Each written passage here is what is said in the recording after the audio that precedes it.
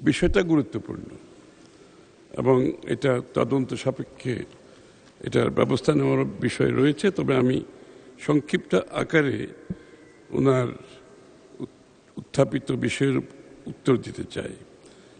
বাংলাদেশের ঐতিহাসিক ও প্রত্নতাত্ত্বিক স্থাপত্য শীর্ষক নতুন ডিজাইন ও বৈশিষ্ট্যের নোটসমূহের ডিজাইন বাংলাদেশের স্বনামধন্য চিত্রশিল্পীদের অন্তর্ভুক্ত করে গঠিত বাংলাদেশ ব্যাংক মুদ্রা ও নোট ডিজাইন অ্যাডভাইজারি কমিটি কর্তৃক সুপারিশ করা হয়েছে, যা বাংলাদেশ ব্যাংক অর্ডার 1972-এর ধারা 27 অনুযায়ী বাংলাদেশ ব্যাংকের পরিচালক পর্ষদ ও সরকার হতে অনুমোদন গ্রহণ করা হয়েছে। পরবর্তীতে আন্তর্জাতিক উন্মুক্ত দরপত্র আহ্বানের মাধ্যমে কমিটির সুপারিশকৃত ডিজাইনের অরিজিনেশন ওয়ার্কস বিভিন্ন ধরনের প্লেট আন্তর্জাতিক বিশেষায়িত প্রতিষ্ঠান কর্তৃক প্রস্তুত করা হয়েছে। নতুন ডিজাইন ও বৈশিষ্ট্যের নোটের নিরাপত্তা বৈশিষ্ট্য পূর্বের সিরিজের তুলনায় বৃদ্ধি করা হয়েছে, যা সংবাদ বিজ্ঞপ্তির মাধ্যমে যথাসময়ে জনগণকে অবহিত করা হয়েছে এবং বাংলাদেশ ব্যাংকের ওয়েবসাইটে জনগণের জ্ঞাতার্থে প্রদর্শিত রয়েছে। বর্তমানে নতুন ডিজাইন ও বৈশিষ্ট্যের জাল নোট পাওয়া গেলেও তা অতি নগণ্য ও নিম্নমানের। এছাড়া যে কোনো নতুন ডিজাইন ও সিরিজের নোট বাজারে প্রচলন করা হলে জনসাধারণের নিকট গ্রহণযোগ্যতা পেতে কিছুটা সময়ের প্রয়োজন। প্রতি অর্থবছর নোটস ইন সার্কুলেশনের সাথে জিডিপি প্রবৃদ্ধি, মূল্যস্ফীতি বৃদ্ধির হার সমন্বয় করে এবং বাজার থেকে অপ্রচলনযোগ্য নোট অপসারণের হার বিবেচনায় নিয়ে the security printing corporation Bangladesh limited কে নোট মুদ্রণের কার্যাদেশ প্রদান করা হয়ে থাকে।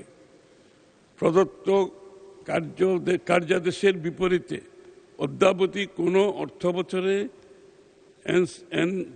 এনপিসিবিএল এর মুদ্রিত নোটের পরিমাণ 60,000 কোটি টাকা অতিক্রম করেনি। বিগত 7 বছরে এনসিপিবিসিএল কর্তৃক মুদ্রিত নোটের পরিমাণ নিম্নরূপ। এটা আমি আপনাকে অনুরোধ করব পঠিত বলে গণ্য করার জন্য। পঠিত বলে গণ্য অনেক। আমি শেষ করছি। উল্লেখ্য, বাংলাদেশ ব্যাংক সময় সময় সর্বাধুনিক প্রযুক্তির নিরাপত্তা বৈশিষ্ট্য সংযোজন বিয়োজনের মাধ্যমে নোট জালকরণ ঝুঁকি হ্রাসের প্রয়োজনীয় ব্যবস্থা গ্রহণ করে থাকে। এছাড়া জাল নোট প্রচলন প্রতিরোধে জনসাধারণের সচেতনতা বৃদ্ধির লক্ষ্যে বছরব্যাপী বিভিন্ন কার্যক্রম গ্রহণ করা হয়ে থাকে। উল্লেখ্য, জাল নোট প্রচলন প্রতিরোধ সংক্রান্ত প্রস্তুতকৃত খসড়া আইনের অনুমোদন প্রক্রিয়াধীন রয়েছে। প্রস্তাবিত আইনে জাল নোট বা আসল নোটের আদলে তৈরি যে কোনো দলিল প্রস্তুতকরণ প্রক্রিয়ার সাথে সংশ্লিষ্ট সকলের উপযুক্ত শাস্তির প্রস্তাবনা রয়েছে। মাননীয় স্পিকার, আইনটি বলবৎ হলে দেশে জাল নোট তৈরির প্রবণতা হ্রাস পাবে। ধন্যবাদ মাননীয় স্পিকার। মাননীয় সদস্য জনাব জালাল উদ্দিন, আপনি একটি প্রশ্ন করতে পারেন, বেশি দীর্ঘ প্রশ্ন করবেন না, শর্ট ক্রিস্প। আপনার মাননীয় স্পিকার, আপনাকে ধন্যবাদ। ধন্যবাদ মান্যবর বিজ্ঞ অর্থমন্ত্রীকে। আপনি আমাকে বলছেন সংক্ষেপে প্রশ্ন করার জন্য। অ্যাকচুয়ালি ব্যাংক নোট মুদ্রণ টেকনোলজি এটা একটা বিশেষায়িত টেকনোলজি।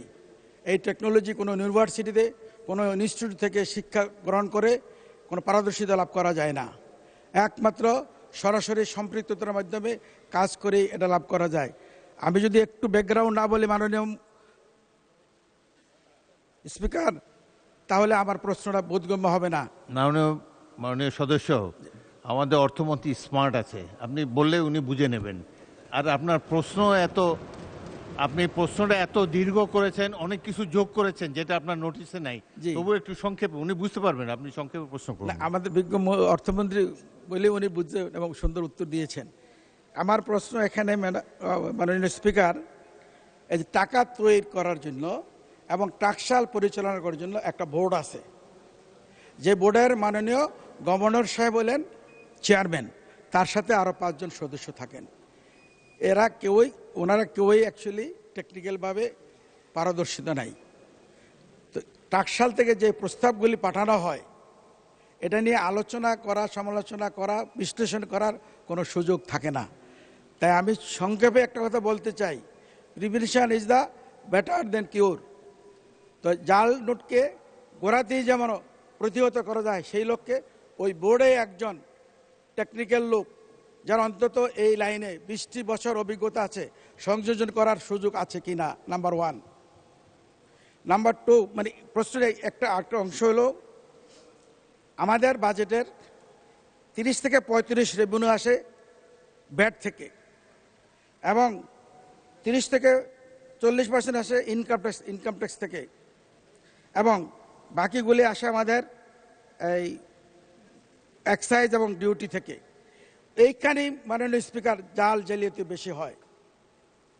যদি এই সেক্টরগুলিতে, যে সমস্ত সেক্টরগুলিতে জাল জালিয়াতি হচ্ছে, জাল জালিয়াতির কারণে বাংলাদেশ প্রতি বছর, শুধু বাংলাদেশ না সারা বিশ্বে প্রচুর অর্থ অ্যাকচুয়ালি সরকার রাজস্ব হারায়, যার কারণে বর্তমানে ওয়ার্ল্ডে কমপ্লায়েন্স অ্যান্ড ডিউ ডিলিজেন্স এটা খুব বেশি সমাদৃত, এবং এটা যদি প্রচলন করা হয় তাহলে গোড়াতেই অনেক জাল জালিয়াতি প্রতিহত করা সম্ভব। তাই আমি মাননীয় সংশ্লিষ্ট মন্ত্রী মহোদয়ের কাছে নিকট আমি অনুরোধ করব, প্রতিটি সেক্টরে কমপ্লায়েন্স অ্যান্ড ডিউ ডিলিজেন্স যদি জোরদার করা হয় তাহলে দেশ লাভবান হবে, জাতি লাভবান হবে, আর দেশের রাজস্ব বৃদ্ধি পাবে। সেটা সম্ভব কি না? ধন্যবাদ মাননীয় স্পিকার। মাননীয় মন্ত্রী। ধন্যবাদ মাননীয় স্পিকার। না, বিষয়টি অবশ্যই জনগুরুত্বপূর্ণ বিষয় নিঃসন্দেহে। তবে আমি যেটা প্রশ্নের উত্তর দিয়েছি সেখানে সব উত্তর এখানে দেওয়া আছে। একটি আইনও এটা প্রক্রিয়ার মধ্যে আছে, এটা শাস্তিযোগ্য আইন এখানে রাখা হয়েছে। তবে উনি যে টেকনিক্যাল বিষয়গুলো তুলেছেন, এগুলো আমি বাংলাদেশ ব্যাংকের সাথে, গভর্নর সাহেবের সাথে রেজ করব। ওনারা পরীক্ষা নিরীক্ষা করে এখানে টেকনিক্যাল যদি কোনো গ্যাপ থাকে সেটা যাতে পূরণ করা হয়। ধন্যবাদ মাননীয় স্পিকার।